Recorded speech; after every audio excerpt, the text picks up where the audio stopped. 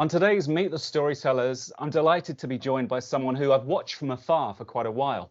Welcome, Steve Clayton, Chief Storyteller at Microsoft. Hey, Steve. Hey, Ian, it's great to be here. Thanks for joining me today. So just to kick us off, I'm really curious to know, was there a sense in the Steve as a kid that you were passionate about stories or storytelling? You know, was there a sign that you might have ended up in this world? I was always interested in writing. You know, if I look back at school, my school days on the Wirral in England, then English was and we didn't really have English literature and English language back then. It was just English. And it was always my favorite class. I enjoyed writing and I enjoyed reading, but I didn't really have much of a sense of, at least early on, what I was going to do. When I was starting to think about going to university, so a little bit later on, I had this desire to pursue a career in journalism, but at the time, the only place you could go and study journalism, if I remember right, was in Cornwall. And you know, nothing against anyone who's watching from Cornwall, but I didn't want to go to Cornwall when I was 17 years old, so I took a different path. I don't blame you. So now you're Chief Storyteller at Microsoft, and I mean, why is storytelling and stories so important to the organization that, you know, that they have a role like you, and why does it matter so much?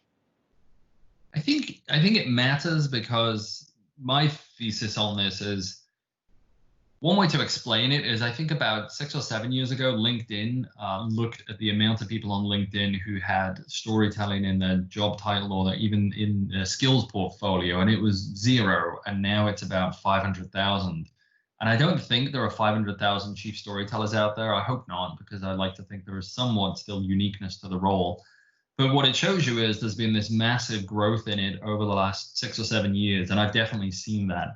And I think the reason for that is this recognition that our attention is under attack, right? You know, by the time we get to our workplace, which isn't quite true now because our workplace is, you know, our house for most of us. But in a more typical environment, by the time you get to your workplace, by some accounts, you've been bombarded with 20 gigabytes of information, whether you like it or not, from radio, TV, billboards, websites, email. And so we're constantly under attack. And we also, we put ourselves under attack, you know, because of our constant connectedness through devices. And I think it's against that backdrop that that people have realized that, you know, one of the things that captures people's imagination, captures their attention, is story. And it stood the test of time. And so that's why I think storytelling has been on the rise and why jobs like mine exist. Yeah, I've seen that trend rise as well. I mean, one thing that interests me about some of your work, Steve, was that in 2014, when Satya Nadellas became CEO, the first interview he gave was not to a journalist. The first interview he gave was to you. And it's a great little clip up on YouTube. I think it's had 1 million views last time I saw, of you walking around the Redmond campus with Satya. And I just wonder what the intent was there. Was it an intention to show that this was a leader who had a very open and honest and transparent style, hence that suited him with that kind of piece? I mean, how did you come up with that idea? Why did you decide to do that? Yeah, well, I can tell you the story behind that is about 5 days before Satya was announced as CEO, which I think, if I remember right, it was on a Tuesday. So I got a call on the Thursday or the Friday, and I'd been, you know, watching internally, not involved, obviously, in the CEO selection process, but there'd been a lot of interest in it internally and externally. And you know, there was a strong sense that Satya was one of the potential candidates, and there were others internally and externally.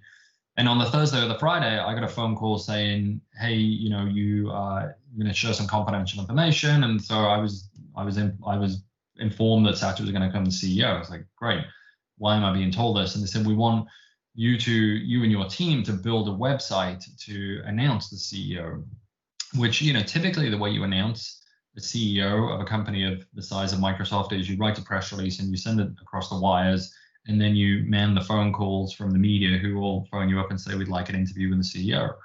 And we decided we were going to do it quite differently, and so we're going to own this message a lot more ourselves. And so over the next few days, we built a website we decided it was going to have a rich biographical piece about Satya and his background.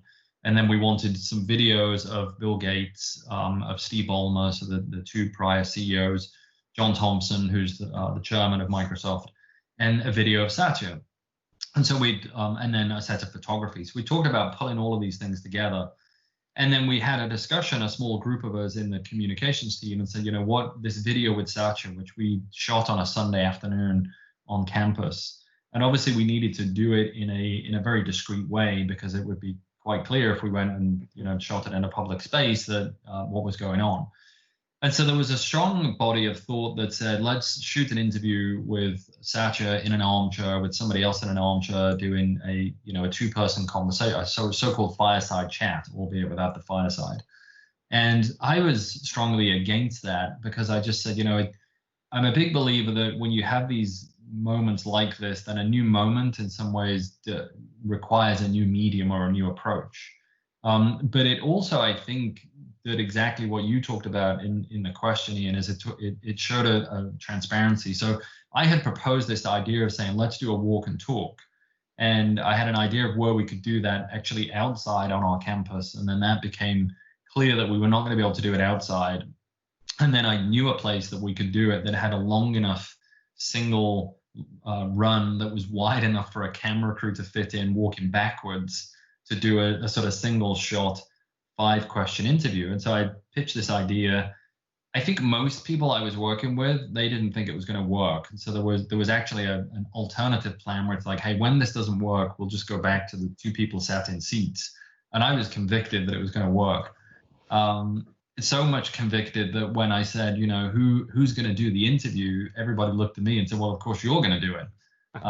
And so I sort of created the opportunity for myself somewhat inadvertently, but was delighted to do it. And then I talked with Satya briefly about it beforehand and said, hey, I'm going to ask you these 5 questions.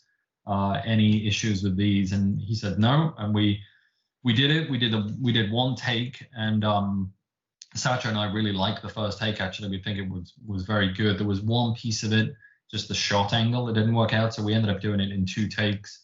And it was incredibly easy to do. Like, he's, as you hopefully came across in the video, he's very natural. He's a great storyteller, and just genuine and authentic. Yeah, I mean, I've not met Satya, but what I felt watching it was it felt very human. And I don't think if you didn't have that natural leadership style, I think that would be hard to contrive. If he'd had a teleprompter up and there'd been a script, you'd have been able to tell. So for me, it worked well. I guess the other thing, Steve, that I've been interested about Satya, and in fact, I use him as a reference point when I'm doing my storytelling workshops, is how he has kind of been vulnerable in sharing his personal stories. And he's done that obviously through his book. I think there's quite a few LinkedIn posts where he's done that well. One I'm thinking of is where he talked about what it was like as a father, knowing his son had special needs, and how that had changed him as a father, but also changed him as a kind of technology leader. And again, it felt like he was perhaps a bit ahead of the curve on that. Quite a few leaders now, we're used to them being vulnerable and being open. I just wonder, that intersection of personal story and our professional lives, what you advocate as chief storyteller on how much we kind of let our personal lives into our professional selves. It's a personal choice. Obviously, I think Satya he's great at it, and I think if there's one word that comes to mind when people ask me about him, it's empathy, and I think that's where it comes from. Is having empathy for other people, and one of the ways to do that is sharing your own vulnerability. But if I think it's just about the personal side of storytelling, one of the analogies I've used is the screen I'm sort of looking at here of your setup. It makes me a little bit sort of embarrassed to share the approach I'm going to take now, which is, when somebody says, hey, come over for dinner, and you go to somebody's house and you walk into their house and you see the photographs that are in their house, you see the art that's on their wall, you see the books that's on their bookshelves, you get to know that person, and you start to build a sense of them. And when I started on, the job I'm currently in 10 years ago at Microsoft doing this job, one of the things I was very keen to do is to bring people inside the house of Microsoft. we one of the philosophies I had is we're going to tell stories that are, a rich mix of people, places, products, and process. And we've evolved those P's over the years. They're slightly different, but one of them I think was really important was around place, because the analogy I used, again, a little bit where this came from is I used to work at Microsoft in the UK in our Reading headquarters, but I would travel into London a lot. And for those who've done that journey, you take the train from Reading Station into Paddington. And when you go on that train ride, you go past Thames Valley Park. And in Thames Valley Park are the Microsoft offices, of which I think there are 5 now. And they're 5 big gray buildings, gray boxes. And in some ways, it's almost has been a perfect analogy for the company of, the PC was this gray box. And what I had this real desire to do is to say, let's let people inside the gray box, because there are these amazing people doing incredible things in these incredible spaces, be they laboratories or workshops or, engineering labs. And so I had this real sense of, the personal connection, at least from a corporate point of view. A lot of that can come from showing people where we live and where we work, because the reality is, we spend about half of our lives at work. And so giving people a little bit of a window into that, which you're doing really well right now, and I'm doing terribly. I love that gray box story. I go into a lot of organizations as a storyteller for hire, and sometimes it's an accountancy firm or it's a private equity company. And on the face of it, the founders or the person that hired me will be like, well, I don't think there's much here. And I always love that challenge, because there are stories everywhere. I don't know if you're familiar, Steve, with the Safdie brothers, the filmmakers who did Uncut Gems and very prolific filmmakers. I read a profile of them in the New Yorker magazine recently, and what it said about them was that the Safdie brothers said any place can be interesting, providing you look carefully enough. And I love that sense. I'm just curious about, with the scope of Microsoft's work and its products, and touching every household, touching so many people, is it sometimes overwhelming in terms of where you're going to zoom in terms of the stories you're going to tell? No, I've never had a sense of being overwhelmed. It's more a sense of there's so much to do and so many stories to tell. And I think, one of the words you used just there was curiosity. And I think, when I look at the work that we do, that I do, that my team does, then it's really all about having a sense of curiosity and wonder about the things that go on somewhat inside the company. But I've also, we've shifted intentionally over the last few years to say, hey, we've taken people inside the company quite a lot. One of the things we want to do more is to say, here's the impact that the technology we build is having outside of the company in people's lives and around the world. So it could be overwhelming, because it's a company of 150,000 people with products ranging from, Xbox to Minecraft to GitHub to LinkedIn to Windows to Office to Skype to Teams. And so, but the beauty of that is it's a pretty rich landscape to play in for a storyteller. Yeah, you bet. You're never going to run out of stories. Just turning the spotlight on you a bit, Steve. I love that, what you said about it's like a dinner party when you go around to someone's house and you see the photographs and everything. One thing that this is the first time we've met, but I've been following your work for a while. I get your Friday thing. Well, I don't get the email, but I see it on LinkedIn. This thing you've been doing for years, your Friday email. And what I liked about that, I suppose, was how you had shone a light perhaps on the real Steve. It's clear reading that you were talking recently about how you were missing the British pub, aren't we all? And your love of music and things like that. And it interests me because it's easy for me as an independent consultant to talk about the things that I'm passionate about and all those things. But I just wonder, in a corporate environment, I mean, in a way, I was surprised, pleasantly surprised, that here with you in a senior role, but using LinkedIn, which is a Microsoft product, to share your insights on a weekly basis, presumably with a lot of people internally as well, and a lot of influencers. Yet you kind of happy to talk about those things that perhaps define you as a human being, not just as a professional. Yeah, the genesis of the Friday thing, which has been going for, I don't know, about 13 or so years now, and I send this mail every Friday, and it started out literally as I'd had this realization that, God, I love the internet, and I love finding all these back passageways and corridors and nooks and crannies and these just curiosities of the internet. And so I wrote this original mail, and it was just like, hey, here's something I found on the internet this week that I thought was cool that I want to share with you. And it was with about 10 people in my team. And I'd set it up originally not as a distribution list that people could join.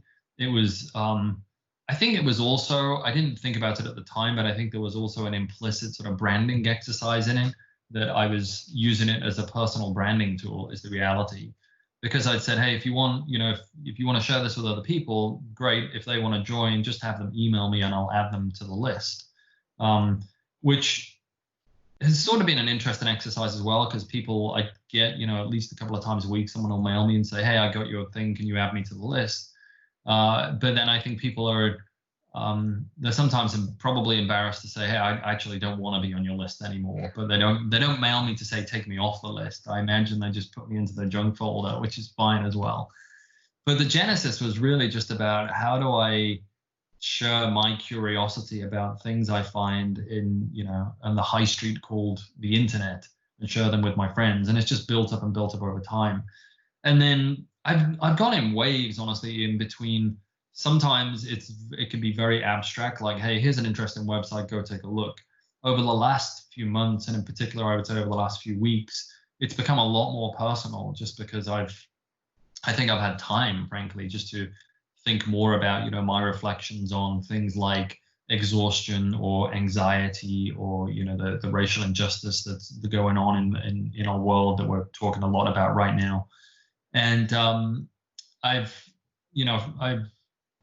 there is definitely sometimes there's a nervousness around what should I put in here, because I'm, as much as I want to be Steve the individual, I am Steve the person who works at Microsoft. And so I do, there's a balance I have to strike, because we can't, whether we like it or not, we can't separate ourselves from the fact that at least in a position I'm in, I can't be separated from, here's this guy who works at Microsoft. Yeah, that makes sense. And I guess kind of maybe allied to that, Steve, one thing that I think is interesting is that we might expect a chief storyteller to kind of be in the background. And I think what's been interesting is the role that I've seen you play, where you've been interviewed talking about new product releases, or you've done things on stage, maybe alongside Satya or alongside another leader. And I wondered whether was part of the intent there that you're kind of, I don't know, maybe walking in the audience shoes, that, because I know you've got your background in working in Microsoft and before that in the UK. Do you see part of the role of the storyteller to be kind of like the translator, bearing in mind the abstract nature of some of Microsoft products and services, and you're there to kind of, whether it's a B2B audience or a consumer audience, you're there to make these things more gettable? I don't know. I'm just curious why you're often that side of the microphone.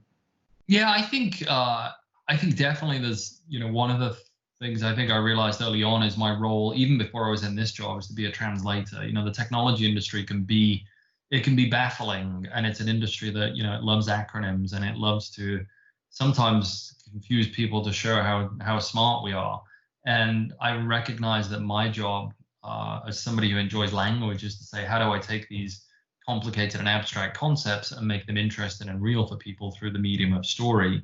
And then I think the other part of it is, I often say to people that I get paid to do my hobby, which I do. I get paid to run around inside of this giant company doing amazing things. And in some ways, I'm the fan inside of the company who, at least when I originally started this sort of theme of work, was I really felt my job was to help show people, this, what I think of as being this very misunderstood company and the amazing things that go on there, and nobody else was going to do it. So I sort of put myself out there in the front of the line to do it, and continue to do that. I do less of it, I would say, in terms of some of the big things I've done on stage, because I can tell you that's a pretty scary place to be at times. In front of 15,000 people doing live demos can be a little bit, challenging, but it's enjoyable. And then the other reason, in particular, the stage stuff, is also I've just had a lot of opportunities to do that, and realize that, where I am now in my career, I've got this opportunity to give other people the opportunity and to create a stage for other people. You just said you felt Microsoft was sometimes a misunderstood company. I think I know what you meant by that, but just for the benefit of everyone else, can you just unpack that for us? Yeah, I think, for anyone who's listening to this, I would say when you think about Microsoft, what do you think about? And my guess is that people would, if you asked a wide range of people, you'd get not necessarily a wide range of answers, but you would get answers where people would say, I think about Bill Gates, which is great. Bill's phenomenal, founder of the company, and will obviously have a long connection to the company. People will probably say Windows because it's such a prolific product. It's used by over 1 billion people around the world. They may say Office, Microsoft Office, but they may more likely say Microsoft Word or PowerPoint. So it's somewhat defined by a set of iconic products. And then, even my own kids who are big users of Minecraft, up until a few months ago, they had no idea that Microsoft owned Minecraft. And to some extent, they weren't that sure if Microsoft owned Xbox, nor that Microsoft owned Skype. And so if you asked a wide variety of people, if you went and asked a set of developers, they would say, oh yeah, Microsoft is all about Visual Studio. And they might say GitHub. We acquired GitHub a little over a year ago, the biggest sort of developer platform in the world. So it very much depends on where you're coming at things from. If you're a corporate user, you would probably say, oh yeah, Microsoft is Windows and it's Teams and it's Azure. If you're a gamer, you would say, oh, Microsoft is Xbox, and you would have probably no idea what Azure is. And so part of the challenge is just the breadth of the portfolio of products and services, and then the breadth of the customers and the audiences that we serve means that they don't have a full view of the company, and they don't necessarily need to. But I think that's why at times originally my sense of like the misunderstood somewhat came from my interactions with the media. I still do a lot of work with the press and with the media and telling stories with them and just helping them see that, the version of Microsoft that you've been writing about for 20 years is a very different version of the company these days. So in a way, do you see the role of storytelling team as shining a light on all those bits, especially bits that, reminding people that some of those things in the portfolio that they didn't know were there? It's kind of like an education process. Yeah, I think if I look at the work, that my team does, it's even broader than that. And I'll pick on, so we do a lot of that on our Microsoft Stories site. Every day there are stories about, in particular, the products, but also the customers who are using those products or news announcements we've made. But there's another part of the team that's called Microsoft Life. It's at microsoftlife.com. And that basically emerged through, we had a website about 12 years ago that was called the Microsoft Jobs blog. Very rudimentary blog. And you would go to it and it would basically say, here's how to get a job at Microsoft. Here's how to prepare for the interview. Here are the likely questions you're going to get. Here is some of the history of the company that you might want to know. Very functional blog. And what we realized and what that's become over the last few years is this thing called Microsoft Life, that is essentially a lifestyle magazine about the company that is very focused around how do we help show people they might not even be thinking about working at Microsoft, but if they are, we want to show them the people inside of Microsoft and the diversity in particular of the people that work at Microsoft. So there's been a focus on the Black community, on the women who work at Microsoft, on the Latinx community. Again, to break somewhat, partly the reality historically and partly the perception of it being a less diverse organization. And so our storytelling, spans a wide spectrum of certainly talking about products and services and customers, but also shining a light on the company itself and the people that work there in that instance in particular, to encourage people to come and work at Microsoft because they can see people who are just like them who work at this company. Yeah, I think that's really powerful, isn't it? And I think the byproduct of that kind of storytelling is it becomes a really good reflection just culturally for everyone that's working in there. And indeed, because of course, de facto that's available to everyone. It means outsiders like me can get a sense of what's the culture like by reading those employee stories. So I love all that.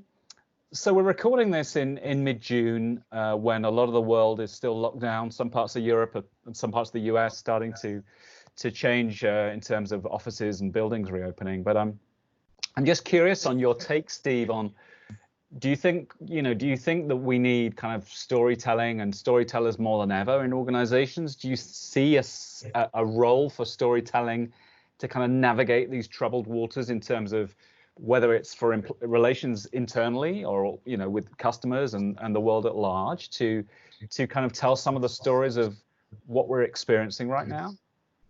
Yeah, I think so. I have a whole variety of thoughts on it, and so I'll just brain dump a few of them. One is, sadly, one of the results of COVID has been, an industry in terms of the media that has been on decline for a while in terms of investment. Has seen some real hard implications from COVID. We've seen many media organizations laying people off over the last few months. And so, which, is terrible because we need a free press and we need a great press. And, we've got these great institutions here in the US and in the UK. And long may they continue in, telling the news and telling great stories. But in a world where, investment in that industry is going down because of the decline in the ad revenue that has propped up many parts of that industry, it means that there is more of an onus on companies to tell their own story, or there's more of an opportunity to tell our own story. So we're investing more in our so-called own storytelling because of that, because there's less opportunity to tell our stories in partnership or through the media. So that's one piece of it. I think another one is, the discipline of storytelling, because of the environment we're in, is changing some of the tools that we use. We've been very big supporters and users of photography to do a lot of our storytelling. It's one of the areas that I think I've learned a lot about is, how great photography can tell stories on its own. Of course, that's a lot harder to do when everybody's at home. And then video is much harder to do as well. And then, of course, events are basically impossible. We did lots of our big corporate storytelling, on stage with the CEO through demos. And so we've had to change and adapt a lot. And some of what that means is, on a very technical basis, some of the things we're looking at is where do we invest in other parts of our tool set? And so illustration is an area that we're investing more in because we're not able to do as much photography. We're not able to do as much video. Just recently, we had a big event, which is our annual developer event that's called Build, usually held here in Seattle. Usually 6,000 or 7,000 people show up in person. And we had 190,000 people show up online. And I worked on one of the keynotes, our Chief Technology Officer, Kevin Scott. And about half of his keynote, we delivered it through animated illustration with a great illustrator we know from Chicago called Creighton Berman. And he did this beautiful illustration that was done on, sort of old, it looked like old dot matrix printer paper. And it was like a cartoon style of Kevin and Bill Gates and some other characters. And so it's, the world we're in is forcing us to, I think, do more storytelling in both a good way and a negative way for the industry. It's forcing us to think a lot more about what are the tools in the tool bag that we need to maybe use some different tools. Yeah, I agree. Well, look, this has been great. Before we run out of time, I just want to know a bit more about you and the stories you love. And I have a sense of that from your Friday email. By the way, I love that. I love that little film you shared last week of was it the Glaswegian? The guy, the road signer. The road signer. What a craft! I'll put the link. Unbelievable. Like I thought, you would think that's all done with stencils, and I think for some people it is, but for those who haven't seen it, it's a guy who I think has been, painting roads with these giant, signs like slow and stop and zigzag lines on it, and he's been doing it for 17 years all around Scotland. And he does it freehand, and it's unbelievable to watch. And it's not like you can screw that up, right? Because if you get it wrong, it's stuck to the road with molten paint. Yeah. So but also just for something that is, it's quite fierce, like laying down molten paint on a road, it was so soothing. Like the soundtrack to it, it's pretty peaceful. I agree. It was really, really mindful. But yeah, what else? Like when you're kind of relaxing, what kind of stories are you tend to, drawn to?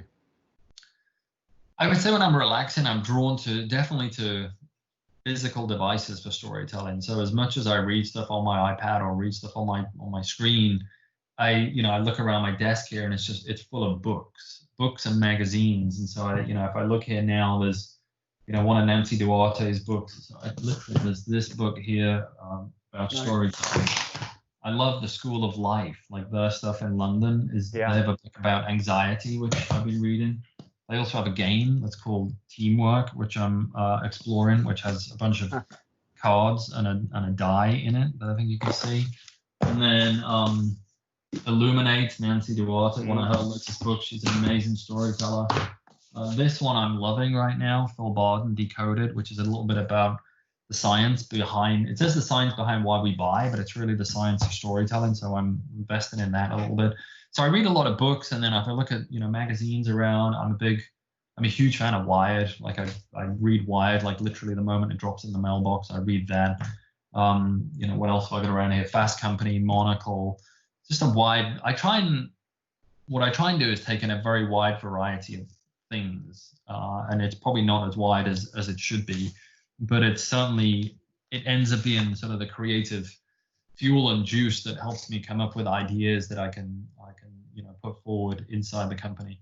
So yeah, that's where I'm constantly reading. I'm looking at my tabs on my browser right now. If I pull them up, and there are 14 tabs, and they're all stories that I want to read. The current one I'm reading is a tour of Karl Lagerfeld's most fabulous Chanel sets. Oh, wow. And it's just like, it's unbelievable, the staging that guy did for the fashion shows. So yeah, a wide variety of stuff, basically.